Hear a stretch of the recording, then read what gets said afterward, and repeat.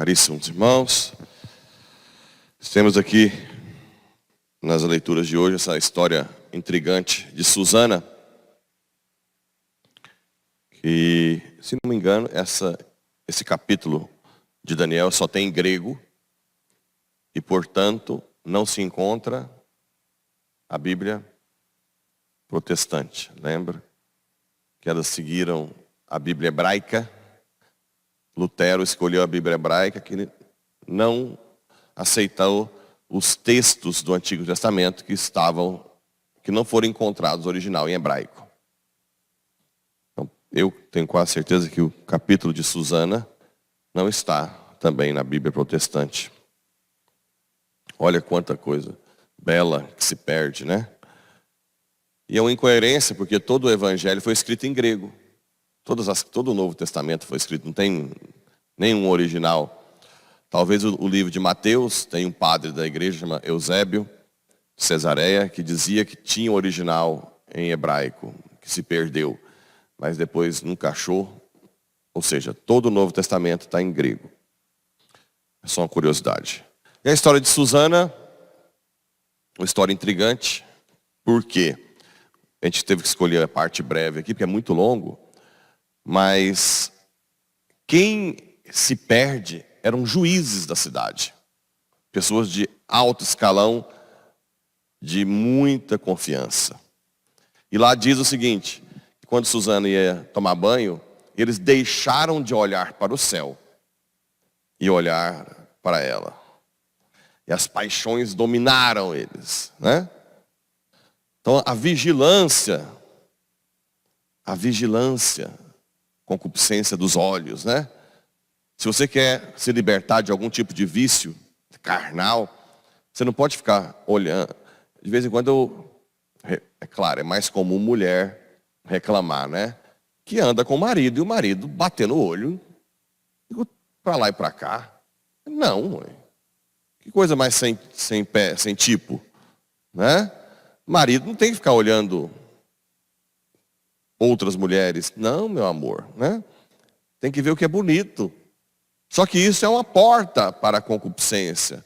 Num desses olhares, pode vir uma paixão e o cara começar a ir atrás, né? Então, a concupiscência dos olhos, da carne e a soberba da vida, né? As três coisas que são portas de entrada para uma queda.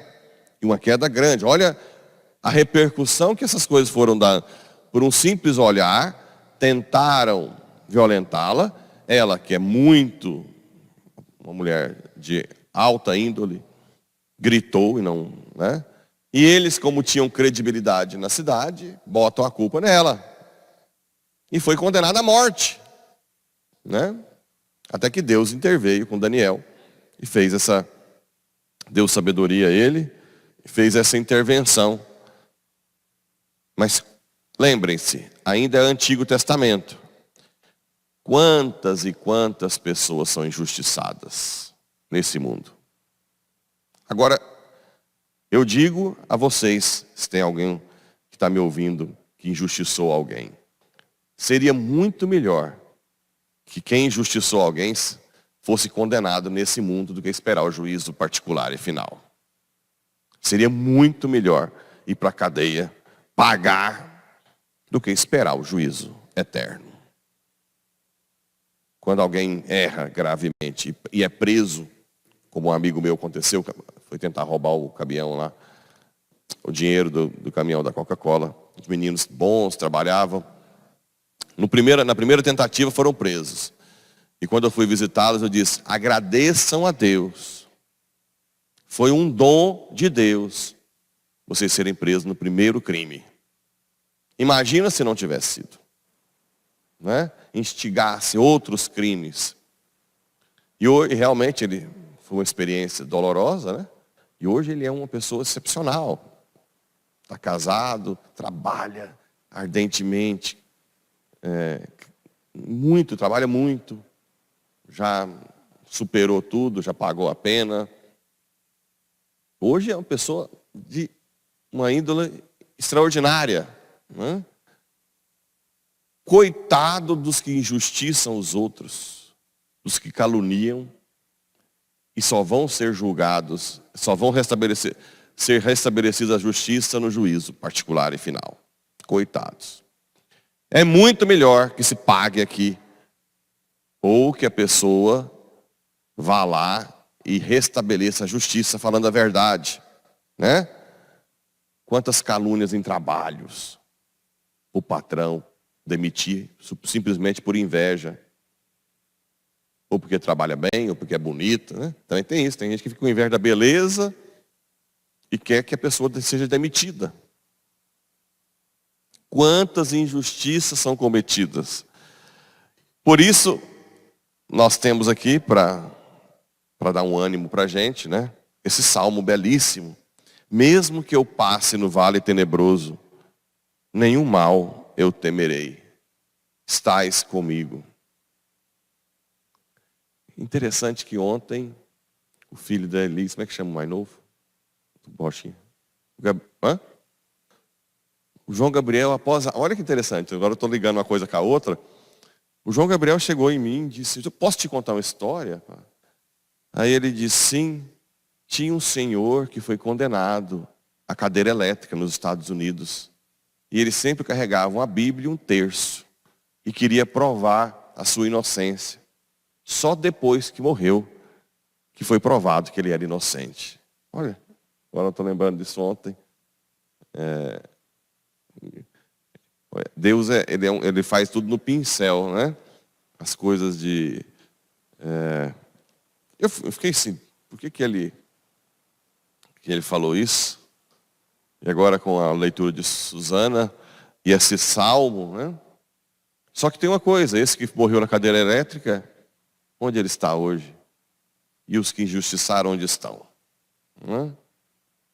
Onde estão?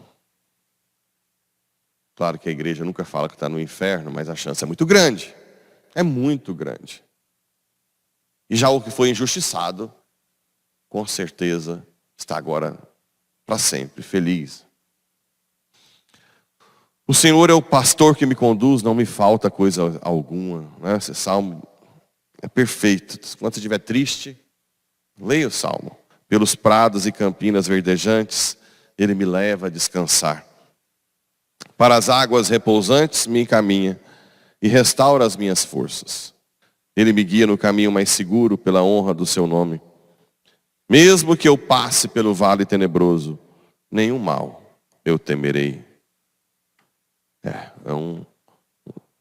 Vale a pena depois reler esse salmo em casa, porque ele mostra como Deus não nos abandona, né? Não abandonou Susana, restabelecendo a justiça nesse mundo ainda, mas muitos sofrem injustiça nesse mundo.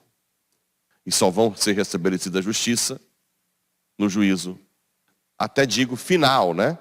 Porque um dos motivos do juízo final é restabelecer a justiça dos injustiçados, dos caluniados.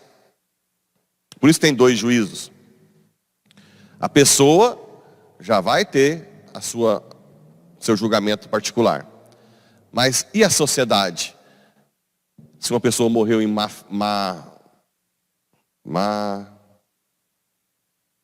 qual a palavra que é? Fama. Se a pessoa morreu em má fama injustiçadamente, quem vai restabelecer a fama dela? O juízo final, em que todos saberão tudo, né? Claro, tirando os que foram confessados, né? Que vai ficar mostrando. Mas principalmente as injustiças serão todas restabelecidas a justiça. É um dos motivos. Além, é claro, da consequência social da sua vida. Por exemplo, com seus filhos, se você não educa na fé, aí os seus filhos, dos filhos, dos filhos, dos filhos, aí você vai ganhar mérito, se você educou seus filhos na fé, e isso gerou uma geração santa, ou outras pessoas inspirarem você, o seu mérito aumenta no juízo final, ou a pena aumenta, se você não educou na fé, se você deu mau exemplo, né? E você foi inspirando novas pessoas ao erro. É o outro motivo do juízo final. Porque muita gente pergunta, por que tem juízo particular? Por isso, né? Tem outras razões também, mas essas são as mais importantes. E aqui no Evangelho temos esse momento em que Jesus diz que ele dá testemunho de si, ele é o Pai. Porque o Pai, qual o testemunho que o Pai deu? Os sinais que ele cumpre, que ninguém nunca cumpriu, ressuscitar mortos. E mesmo assim o povo não acreditava, né? Vocês verem que tem que ter os olhos da fé. Muita gente ainda duvidava, principalmente os fariseus, que decoravam a Bíblia, mas tinha orgulho, né? A soberba da vida. No caso de Susana, a porta era a concupiscência dos olhos. Aqui, dos fariseus, a soberba de se achar melhor, impedia que visse o Messias em Cristo, mesmo com todos os sinais, né? Os fariseus, aqueles que estavam na sinagoga, não viam. Ora, dou testemunho de mim mesmo e também o Pai que me enviou. Perguntaram, onde está teu Pai? Jesus respondeu, vós não conheceis nem a mim, nem o meu Pai. Se me conhecesseis, conheceríeis também o meu Pai. Quem não conhece Jesus não tem uma religiosidade verdadeira. Quem não tem intimidade com Jesus não tem religiosidade verdadeira. Cria-se catolicismos falsos, né? Não consegue viver o catolicismo de verdade, o cristianismo verdadeiro, que nasce de uma amizade.